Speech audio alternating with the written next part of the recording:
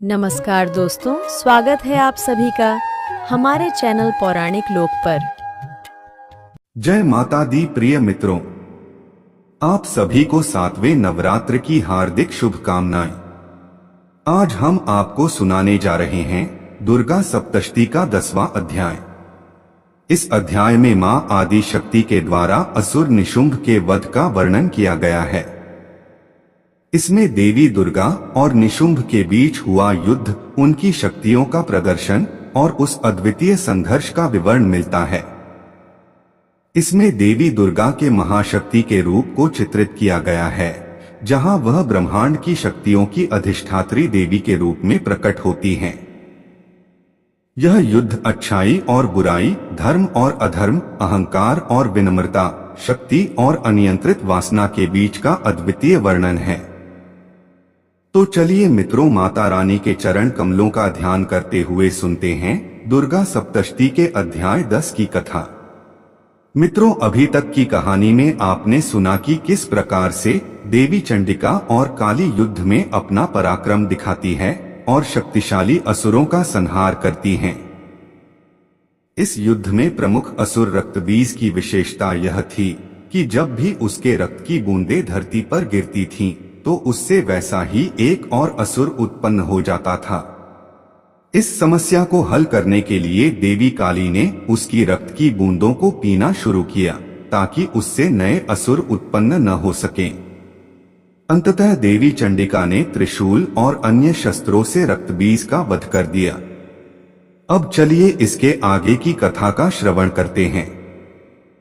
महर्षि मेधा ने आगे राजा सुरथ से कहा कि हे राजन, शुंभ जो अत्यंत शक्तिशाली था, जब दैत्यराज शुंभ ने अपने प्यारे भाई निशुंभ को मारा हुआ देखा और अपनी सेना को नष्ट होते देखा, तो वह क्रोध से भर गया। उसके भीतर अहंकार और प्रतिशोध की भावना प्रबल थी। शुंभ जो अत्यधिक अहंकारी और गर्व से भरा हुआ था, देवी दुर्गा के सामने जाकर कहने लगा, दुष्ट दुर्गे, तू अहंकार मत कर, क्योंकि तू दूसरों के बल पर लड़ रही है। अकेली लड़ने का सामर्थ्य तुझमें नहीं है। यह जो देवियां तेरे साथ हैं, उनके बिना तू कुछ नहीं कर सकती। यदि तुझमें हिम्मत है तो तू उन्हें हटाकर आ और अकेले मुझसे युद्ध कर। शुंभ की चुनौती अहंकार और अविवेक का प्रतीक थी। वह समझ नहीं पा रहा था कि जिन देवियों को वह देख रहा था, वे वास्तव में देवी दुर्गा की ही शक्तियां थीं, जो विभिन्न रूपों में प्रकट हुई थीं। यह अहंकार उस अज्ञानता का प्रतीक है जिसमें बुराई अक्सर फंस जाती है, जिससे शक्ति के पीछे के वास्तविक स्रोत को समझने में असमर्थता होती है। देवी दुर्गा जो सर्वज्ञ और सर्वशक्तिमान थीं, देवी ने शुंभ के इस अभिमान और अज्ञान भरे वचनों को सुना और हंसते हुए उत्तर दिया, हे दुष्ट शुंभ, तू मूर्खता में डूबा हुआ है। देख, यह जो देवियां हैं, यह कोई अलग अस्तित्व नहीं है। अकेली ही इस ब्रह्मांड की आधार हूं। यह सब मेरी ही शक्तियां हैं, जो विभिन्न रूपों में प्रकट हुई थीं। अब देख, मैं अपनी सभी शक्तियों को अपने भीतर समेट रही हूं। अब मैं अकेली ही यहां खड़ी हूं, तुम्हारे समक्ष युद्ध के लिए तैयार हूं। जैसे ही देवी ने यह कहा, सभी देवियां, ब्राह्मणी, वैष्णवी, महेश्वरी, कौमारी, वाराही, नारसिंही और अन्य शक्तियां एक एक करके देवी के भीतर विलीन हो गईं। अब देवी अकेली खड़ी रह गईं। उनके तेज और शक्ति में कोई कमी नहीं आई। उन्होंने शुंभ को चुनौती दी, अब मैं अकेली हूं, अब तुम्हारे सामने युद्ध करूंगी। देखो तुम्हारी शक्ति और मेरा सामर्थ्य कौन विजयी होता है।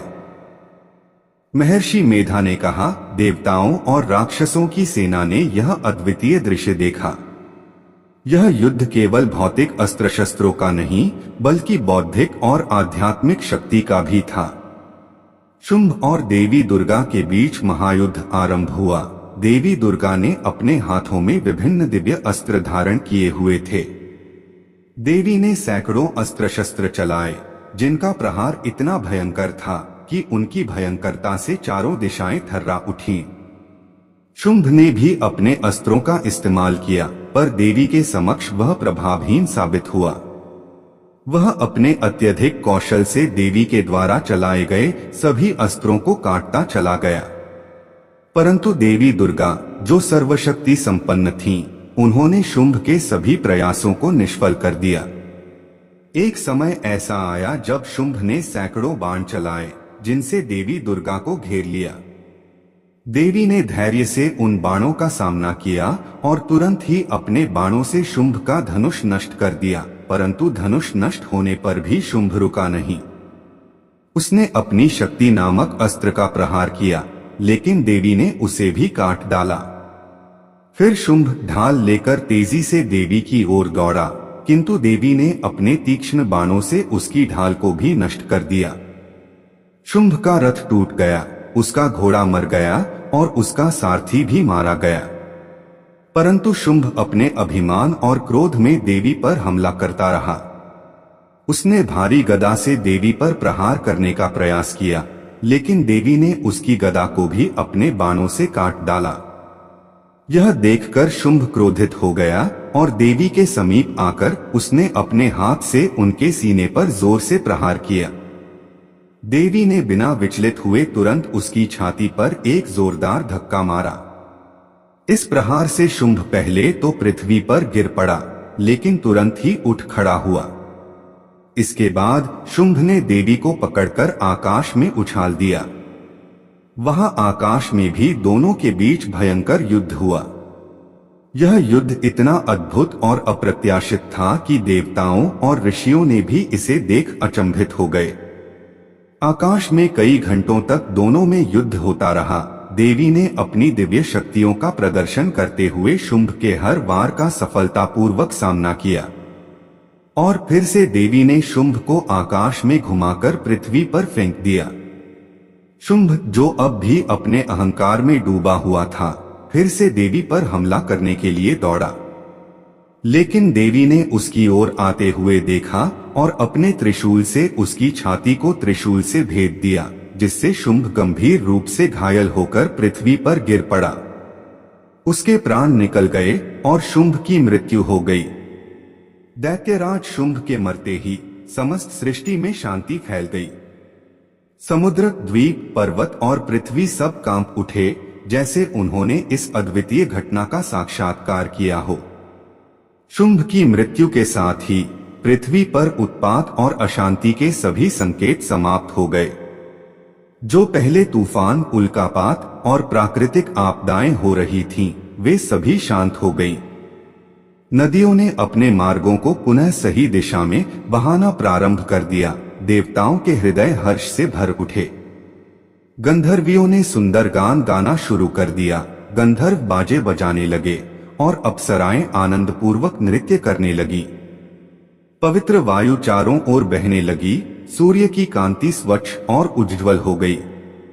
यज्ञशालाओं में जो अग्नि बुझ चुकी थी, वह अपने आप प्रज्वलित हो उठी। दिशाओं में शांति फैल गई और समस्त जगत प्रसन्न और स्वस्थ हो गया। इस प्रकार देवी दुर्गा ने दैत्यराज शुंभ का वध कर पृथ्वी पर शांति और धर्म की स्थापना की। देवताओं और समस्त प्राणियों ने देवी की महिमा का गुणगान किया। इस अद्वितीय युद्ध ने यह सिद्ध किया कि शक्ति और अहंकार के स्थान पर धर्म, शांति और सत्य का सदा ही विजय होता है।